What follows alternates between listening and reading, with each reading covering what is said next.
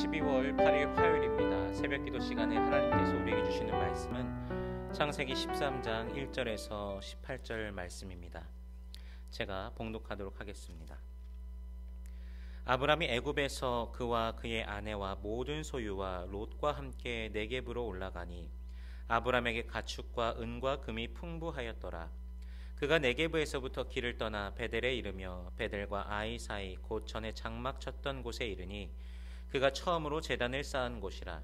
그가 거기서 여호와의 이름을 불렀더라.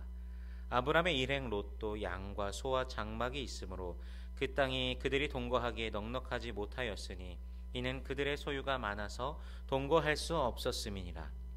그러므로 아브람의 가축의 목자와 롯의 가축의 목자가 서로 다투고 또 가나안 사람과 브리스 사람도 그 땅에 거주하였는지라.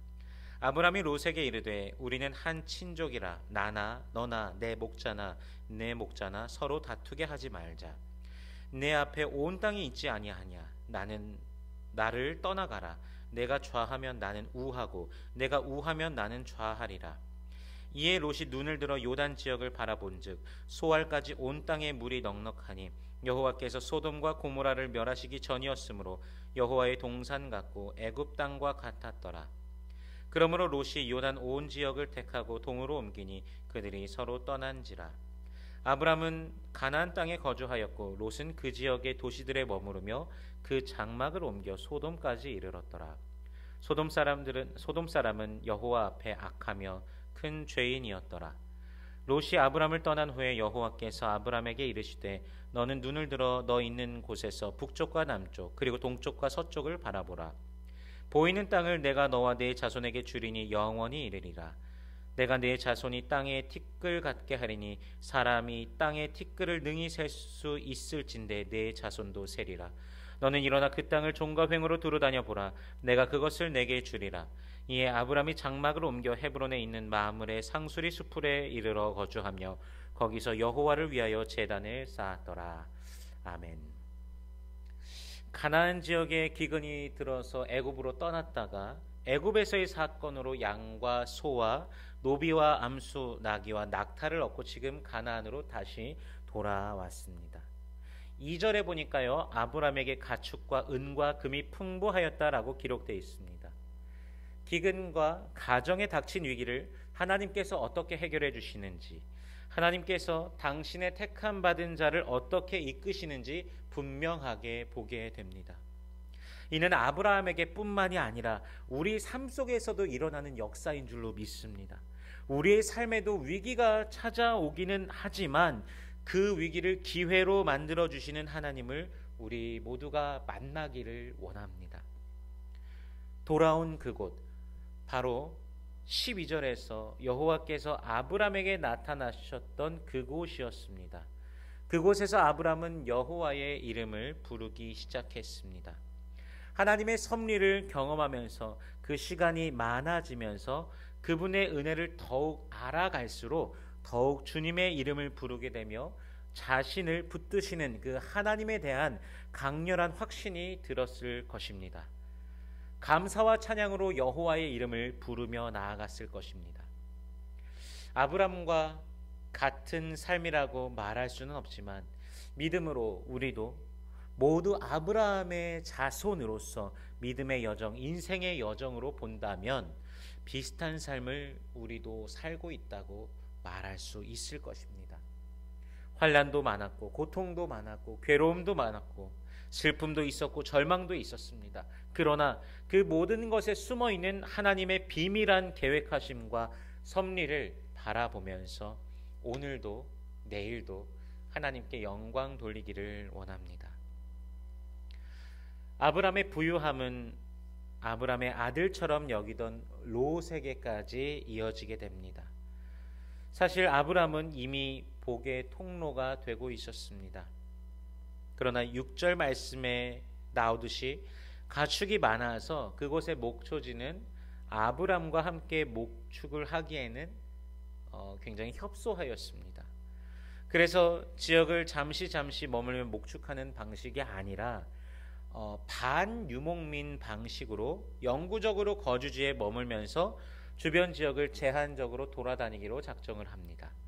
이러한 방식이 시작된 후 목초지와 우물을 둘러싼 분쟁이 발생하는 것을 종종 창세기에서 찾아볼 수 있습니다.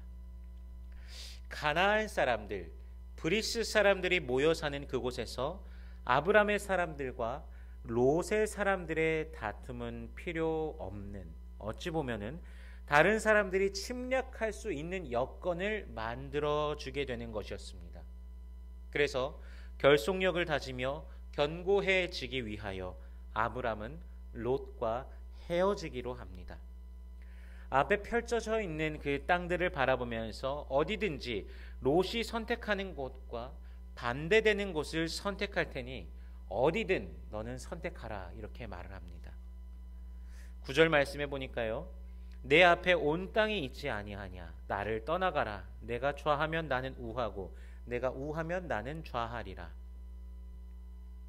아브람에게는 하나님이 함께 하신다는 것에 대한 확신이 그에게 강하게 있었을 것입니다. 어느 곳을 택하든지 하나님께서 함께 하시기에 나는 괜찮다. 내가 보기에 좋은 곳을 택하라. 그래서 롯은 요단 지역을 바라보고 물이 넉넉한 평야가 펼쳐져 있는 그곳을 바라봅니다.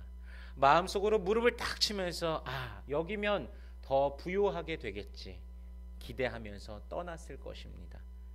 당시에는 몰랐지만 그곳은 소돔과 고모라 땅이었습니다.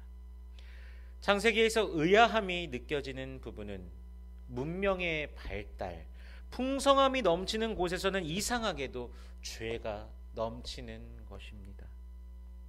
그러한 곳들에서는 하나님과 멀어지게 되는 가능성들이 더욱 많이 열려지게 되는 것 같습니다. 언제 우리에게도 이러한 일들이 일어날지 모르니 분명 우리는 긴장을 하여야 될 것입니다. 롯이 거주지를 선택한 이후 하나님께서 아브람에게 나타나셔서 또다시 축복하십니다. 동서남북을 바라보라. 보이는 땅을, 모든 땅을 너와 내 자손에게 주리니 영원히 이르리라. 1948년 그 이전에는요, 1948년이요, 이스라엘 예루살렘은 없었고 그것은 팔레스타인 땅이었습니다.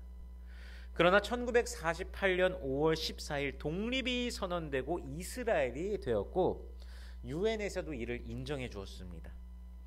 독립이 선언되자마자 주변 국가 레바논, 시리아, 이라크, 요르단, 사우디아라비아 그리고 이집트 이렇게 총 6개의 나라가 이스라엘을 공격하기 시작합니다. 8개월 동안 이스라엘 인구의 1%에 가까운 6천 명이 전사했습니다. 그러나 그 역경들을 주변에 붙어있는 나라들이 8개월 동안 공격하는데 그 조그만 나라가 어떻게 견뎌낼 수 있을까요? 이것도 하나님이 그들과 함께 하시기 때문에 이겨냈다고 생각됩니다. 앞으로도 하나님의 방법으로 하나님께서 회복시켜 나가실 것이라 그렇게 생각합니다. 다시 창세기의 장면으로 돌아오면 본문에 지금 아브람이 있던 곳 베델, 사실 그곳은 굉장히 척박한 땅입니다. 물이 넉넉하지도 않은 땅입니다. 물이 많고 넉넉한 곳은 롯이 택하게끔 하고 자신은 남은 곳을 택하는 것, 여러분 그것도 믿음입니다. 그 믿음에 하나님께서 반응하셨습니다. 그 믿음 우리도 분명히 본받아야 됩니다. 우리가 믿음으로 선택하는 장면들을 하나님께서 보고 계시면서 그 믿음에 반응하시며 우리에게 나타나시고 말씀하실 것입니다. 오늘 본문 18절에 보니까 아브람이 헤브론으로 옮겨갔음을 봅니다. 베델이 예루살렘에서 북쪽 16km인데 헤브론은 예루살렘에서 남쪽으로 30km입니다. 즉 46km를 이동을 합니다.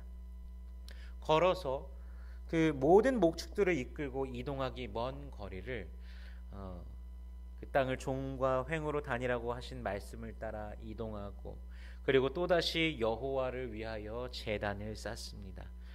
하나님께서 주시는 복과 하나님을 향한 예배가 늘 함께 합니다. 감사와 찬양, 구원하신 그 은혜를 찬양하며 예배하고 또 그 은혜에 감격하고 구원에 감사하면서 예배하고 이 삶이 반복되기를 원합니다. 믿음의 눈으로 주님을 보며 오늘도 주님과 동행하는 그런 하루 되시기를 주님의 이름으로 축원합니다.